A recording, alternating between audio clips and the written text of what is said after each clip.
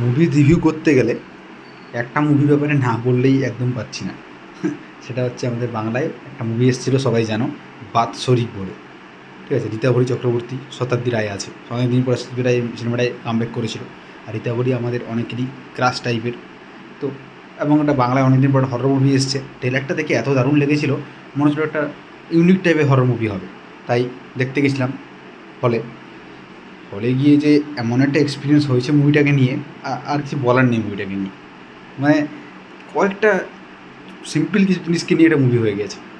একটা ঘর, কিছু ছবি, একটা বাক্স, কিছু জায়গা, একটা ঘর, মানে একটা ঘরকেই দেখিয়ে সিনেমাটা তৈরি করে দিয়েছে। কিছু বলার নেই, ওই মুভি তো আমরাও বানিয়ে দিই, তাই না?